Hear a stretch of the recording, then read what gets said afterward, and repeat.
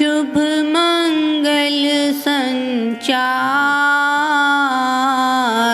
अभ्युदय सद्धर्म का, राम नाम विस्तार, वृद्धि आस्तिक भाव की, शुभ मंगल संचार, अभ्युदय सद्धर्म का, राम नाम विस्तार।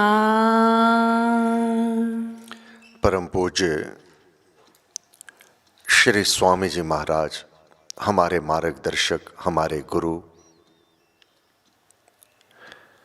हमारा पथ प्रदर्शन करते हुए गुरुदेव हम सबको अपनी आत्मा का मंगल और कल्याण करने की वह सारी विधियां बता रहे हैं। निश्चित रूप से अपना मंगल और कल्याण करने के लिए, समस्त बंधनों से मुक्त होने के लिए जो नींव है, जो मूल है, जो जड़ है, वह नाम जाप ही है, राम नाम का जाप। राम नाम जाप में साधक अपने आप उन्नति करता है। बोल करके जाप आरंभ किया, जब मन नहीं लगता था, परंतु मन ने तुरंत उस जाप को पकड़ लिया, मन लगने लगा और आत्मा जाप करने लगा और अजपा जाप। ऐसी अवस्था को साधक अपनी साधना से, लगन से, प्रीति से, श्रद्धा से, अपनी निष्ठावान वृत्ति से, पूर्ण समर्पण भाव से इस अवस्था को अवश्य में प्राप्त कर लेता है।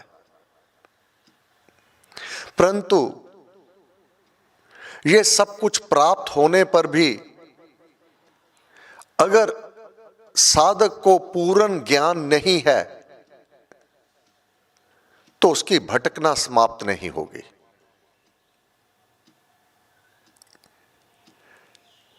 जीवन में जब बाधा आते हैं, विघ्न आते हैं, रोग आता है, सोग आता है,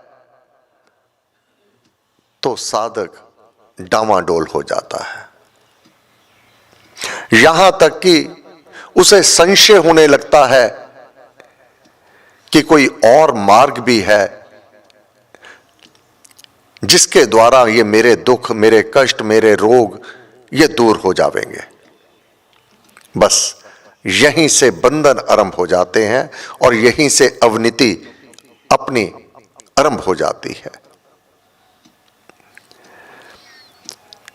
गीता का 13वां अध्याय चल रहा है। गुरु महाराज ने कहा, सद्ग्रंथों का पाठ करते हुए पहले केवल पाठ तक ही अपने आप को सीमित ना रख लेना कि मैंने पाठ कर लिया। तृप्त नहीं हो जाना, संतुष्ट नहीं हो जाना। उस पाठ में जो गहराई है, अर्थ है जो, और उसका जो भाव है, उसको समझना होगा। अन्यथा पाठ किया अथवा ना किया, एक सा ही बात है। पाठ को समझना होगा, क्योंकि ये हमारा पथ प्रदर्शन करते हैं। ये सदग्रंथ श्रीमद् भगवत गीता, श्री रामायण, गुरु महाराज का भक्ति प्रकाश हमें जीवन जीने की कला सिखाते हैं। हमारे जीवन में जो सुसमय मन के अनुकूल कार्य जब होता है और मन के प्रतिकूल जब वह समय हमारे सम्मुख आता है, इसमें साधक को रहना कैसे है, जो नाम जाप करता है उसको कैसे रहना है। अर्जुन ने तो 12वें अध्याय में प्रश्न कर दिया था, 11वां और 12वां अध्याय में, हे भगवान, दो प्रकार के साधक हैं जो आपकी उपासना करते हैं। एक नाम के उपासक हैं, रूप की साधना नहीं करते, नाम का जाप करते हैं। दूसरे रूप की उपासना करते हैं। इन दोनों में उत्तम ज्ञाता कौन है? दोनों में आपकी दृष्टि में श्रेष्ठ कौन है और आपको कौन प्रिय है? जो रूप की साकार उपासना करते हैं, जाप पाठ, आपका कोई रूप रख के उसकी पूजा करते हैं, दूसरे नाम के जाप की, नाम की साधना साधते हैं। इन दोनों में आपको कौन प्रिय है? भगवान ने अर्जुन से कहा, अर्जुन तू ऐसा क्यों सोचता है? जो भी जैसे स्वभाव वाला है, अपने स्वभाव के अनुसार ही वह पूजा पाठ करता है। इन दोनों में मुझे कौन प्रिय है, वह मैं तुझे बताता हूं। अब निर्णय तू कर लेना। 13वें अध्याय से पहले एक बार पुनः भगवान ने कौन सा भक्त भगवान को प्रिय है, यह हमें पुनः एक बार विचार करना होगा। फिर अपनी विवेचना करनी होगी कि भगवान ने क्या कहा है, भगवान को कौन सा भक्त प्रिय है, कौन सा प्यारा है, और कौन सा भक्त मोक्ष का अधिकारी हो जाता है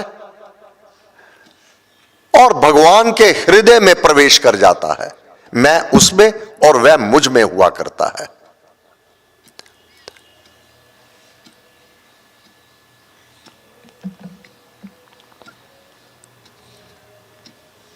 हे अर्जुन, जो भी कोई साधक भक्त, चाहे सकाम पूजन वाला है, चाहे निष्काम पूजन वाला है, साकार का और निराकार का, जो भी वह कर्म करता है, अपना कर्तव्य कर्म, जो वह दान देता है, जो वह सेवा करता है, जो वह पुण्य कर्म करता है, जो भी दोनों में से कोई भी, वह सभी अपने सुकृत कर्म मुझे अर्पण कर देता है। अर्थात अपना अभिमान नहीं रखता कि मैं करने वाला हूं। हे प्रभु, करण करावन आप, ऐसा भाव रखने वाला भक्त मुझे प्रिय है। अब यहां साकार और निराकार का भगवान वर्णन नहीं कर रहे। निश्चित रूप से वे कह चुके हैं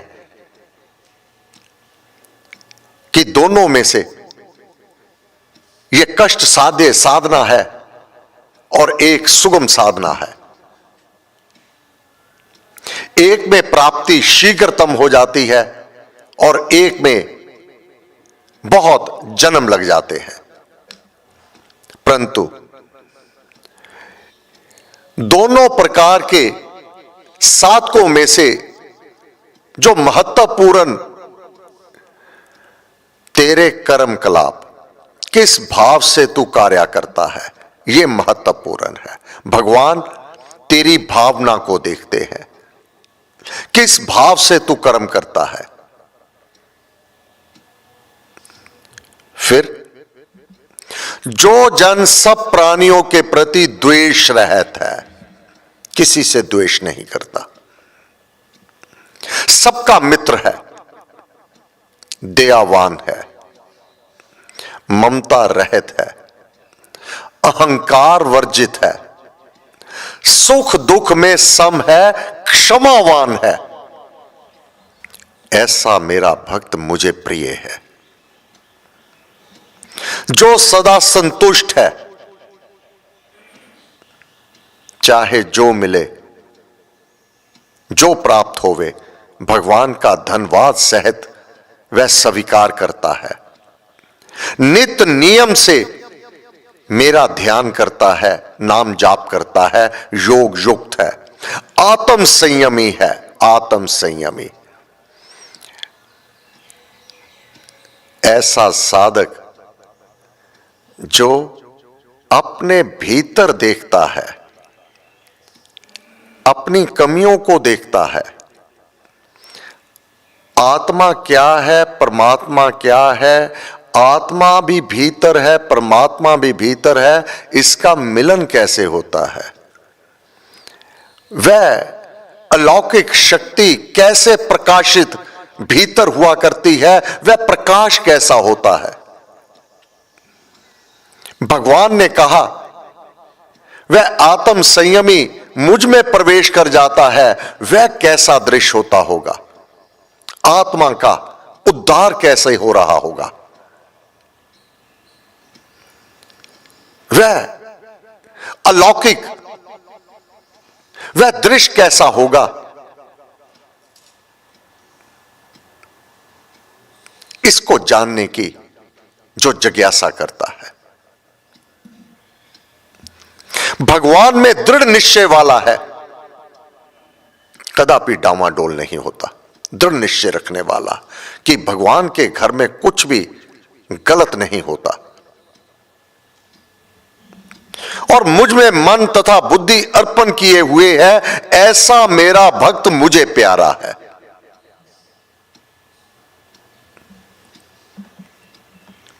जिससे लोग भय नहीं करते और जो लोगों से नहीं डरता, और जो हर्ष क्रोध भय और उद्वेग चिंता जन्य व्याकुलता, चिंता उसे कदापि नहीं होती, चिंता से व्याकुल नहीं होता।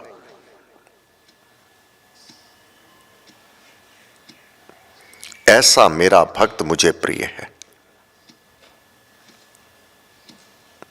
जो भगवान के भरोसे के अतिरिक्त किसी अन्य की अपेक्षा नहीं रखता। ऐसा मेरा भक्त मुझे प्रिय है। स्वयं जिसने सब अशुभ कर्म करने त्याग दिए हैं, जिसने सब अशुभ कर्म करना त्याग दिया है। तात्पर्य साधक, मैंने जीवन में पहले बहुत अशुभ कर्म किए हुए हैं, अनुचित कर्म किए हुए हैं। अब भगवान ने कहा जिसने सब अशुभ कर्म करना त्याग दिया है, ऐसा मेरा भक्त मुझे प्रिय है।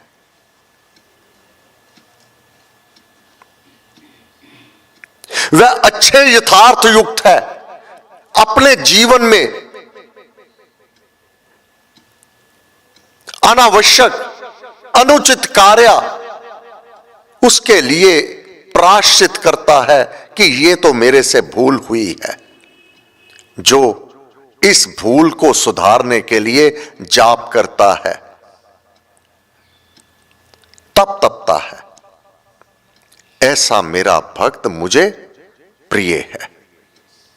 ये सारे ज्ञान को जो सुन करके, इसकी विवेचना करके अपनी विवेचना करता है मानव कि मेरे में कहां कमी है, क्या मेरा जीवन वैसा ही चल रहा है जैसा भगवान ने कहा है। केवल एवं केवल इस ज्ञान को उपार्जन करके अपनी विवेचना करने वाला और अपने में सुधार करने का इच्छुक, ऐसा मेरा भक्त मुझे परम प्यारा है। अब अकेला प्यारा नहीं, परम प्यारा है। ये भगवान पहले कह चुके हैं, पतनशील प्राणी कहा, मानव का पग पग पर पतन होता है लोभ के कारण।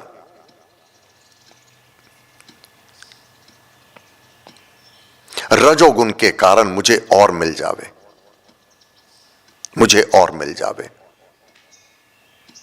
यह लोभ। अधिक पदार्थों की चाह, संतुष्ट ना होना, यह अनुचित कार्य मनुष्य इसके द्वारा अवश्य हो जाते हैं। परंतु अब जिसने ये अपने भाव त्याग दिए हैं, ऐसा मेरा भक्त मुझे प्रिय है, मुझे प्यारा है। अब इसमें अभी साधना नहीं की,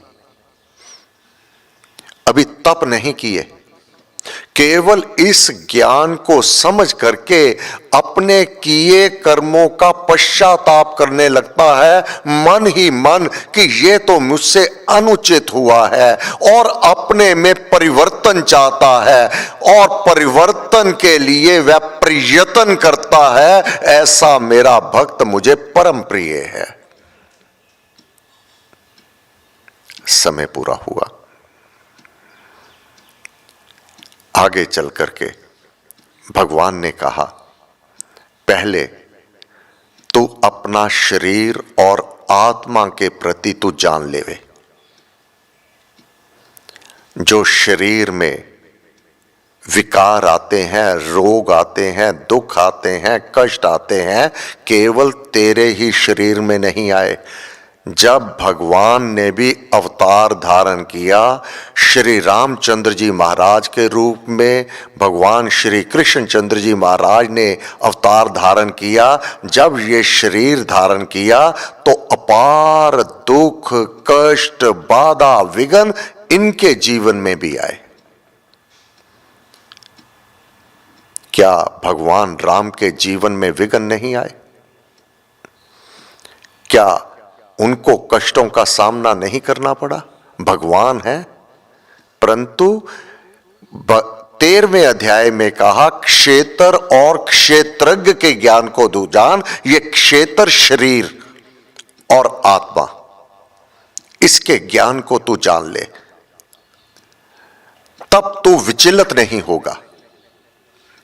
यह अवश्यम भावी नियम के अंतर्गत है। जब तू मानव देह धारण करेगा,